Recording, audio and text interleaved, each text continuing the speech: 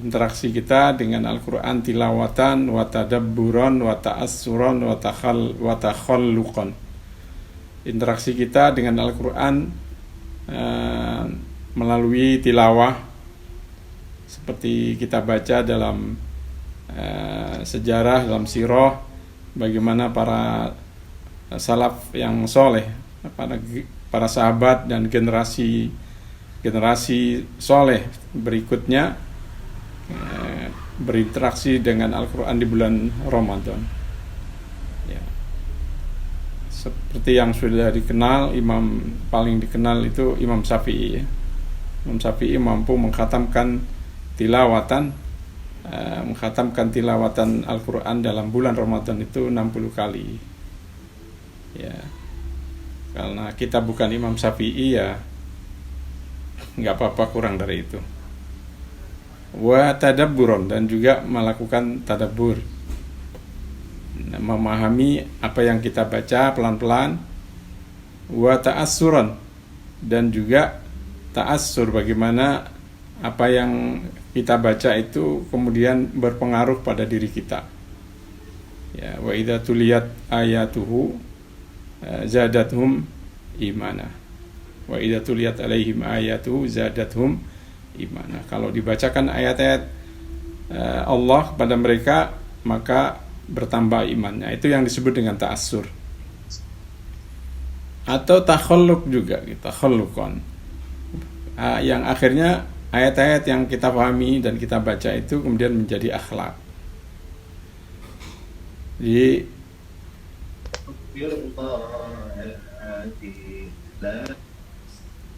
hal utama dan mendasar terkait dengan Ramadan ini adalah interaksi kita dengan Al-Quran.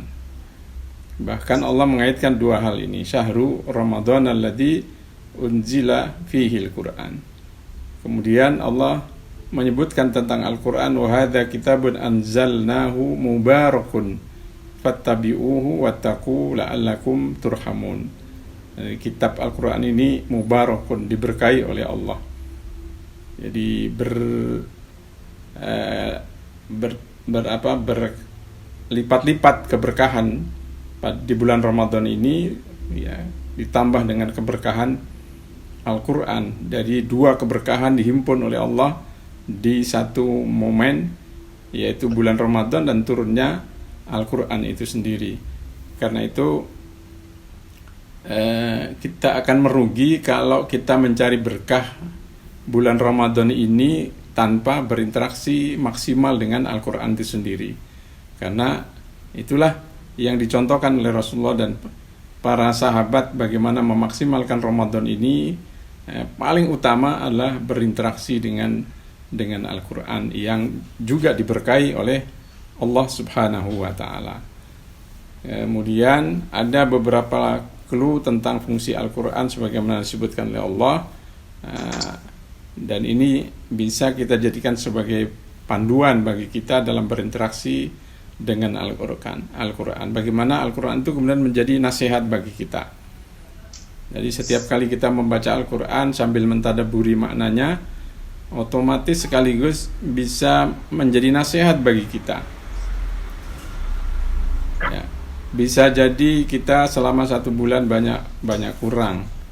Jadi begitu kita membaca ayat-ayat tertentu yang berkaitan dengan kelemahan-kelemahan kita, semoga ayat-ayat itu langsung menasehati gitu, dan itu yang paling efektif.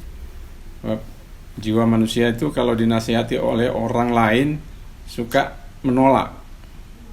Tapi kalau nasihat itu kemudian kita masukkan sendiri lewat bacaan kita terhadap Al-Quran, insya Allah itu akan sangat efektif dan sangat kuat pengaruhnya gitu. Jadi bagaimana menjadikan Quran ini sebagai nasihat bagi kita. Yang kedua sebagai syifa, bagi obat, menjadi kesembuhan bagi kita. Ya ayyuhan nas qad ja'atkum mau'idatun mir rabbikum wa syifaa'un lima fis sudur wa hudan wa rahmah lil mu'minin. Di satu ayat ini 4 fungsi ini disebutkan oleh Allah Subhanahu wa taala.